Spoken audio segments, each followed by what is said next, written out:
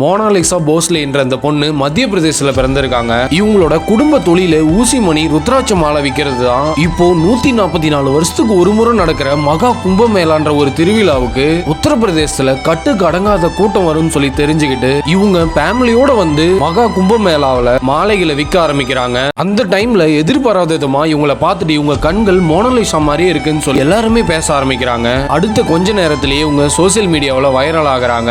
அதனாலேயே மகா கும்ப மேளா திருவிழாவுக்கு வரவங்களை விட இந்த மோனாலிசாவை பார்த்து எப்படியாவது ஒரு போட்டோ வீடியோ எடுக்கணும்னு சொல்லி பல பேர் இந்த பொண்ணை தேட ஆரம்பிச்சிருக்காங்க. கட்டத்துக்கு மேல இந்த பொண்ணால நிக்கவும் உட்காரவும் முடியாம எங்க போனாலுமே போட்டோ வீடியோ எடுக்கிறதுக்கு ஒரு கூட்டம் இவங்களை துரத்திக்கிட்டே இருந்திருக்கு. அடுத்த கட்டமா இந்த பொண்ணு யாருன்னே தெரியாதவங்க கூட எல்லாருமே போட்டோ எடுக்கிறாங்க, நம்மளும் போய் போட்டோ எடுக்கலாம்னு சொல்லி ரொம்பவே பேடா அந்த பொண்ணை ட்ரீட் பண்ணிருக்காங்க.